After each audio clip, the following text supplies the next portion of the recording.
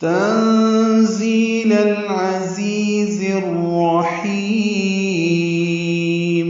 تنزیل میں نون ساکن کے بعد زا آنے کی وجہ سے اخفا ہے، نون کی آواز چھپائی جائے گی. زا تیز صفیر کی آواز سے ادا کریں گے.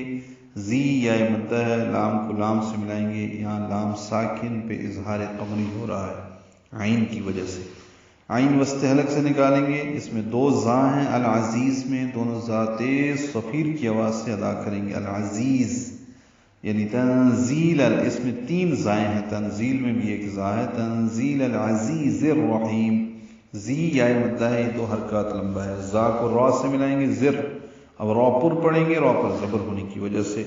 الف لام نہیں پڑھیں گے، ادغام ہو رہا ہے، ادغام شمسی ہے. یہ را پر ہے، حی میں حا وسط حلق سے نکالیں گے اور لمبا کریں گے وقفاً. تنزیل العزیز الرحیم. اگر ملانا ہو تو پھر یہ حا کو دو حرکات ہی لمبا کر سکتے ہیں، اس سے زیادہ نہیں. یعنی تنزیل العزیز الرحیم لتنذر قوما ہوگا. لتنذر میں لام کو لمبا نہیں کرنا. نون ساکن کے بعد زال آنے کی وجہ سے اخفا ہے، نون ساکن کی آواز چھپائیں گے. زال نرمی سے پڑھیں گے، را پر پڑھیں گے. قومن میں یہ قومن لوگ پڑھتے ہیں، قو نہیں، قو. قو ہونٹوں کو آگے کی جانب لائیں گے، نا تمام گول کریں گے.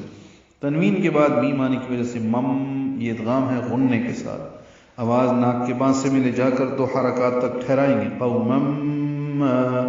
ما میں الف مدہ ہے اور اس کے بعد حمزہ ہے تو مد منفصل، چار حرکات لمبا کر دیں.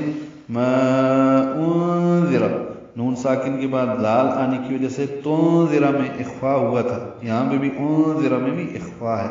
جب بھی نون ساکن کے بعد لال آئے گا اخفا ہوگا. لال باریک ہے، را پر ہے. انذر آباؤہم میں آ کھڑا زبر، دو حرکات لمبا، یہ مد بدل ہے.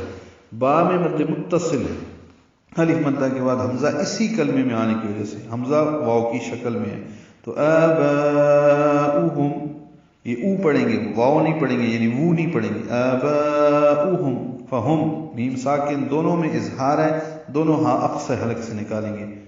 غافلون، غین پر ہے، فا کو جلدی سے پڑھیں گے، غین کو دو حرکات لمبا کریں گے، لام کو لمبا کریں گے وقفاً. غافلون. لتنذر قوما ما انذر آباؤهم فهم غافلون.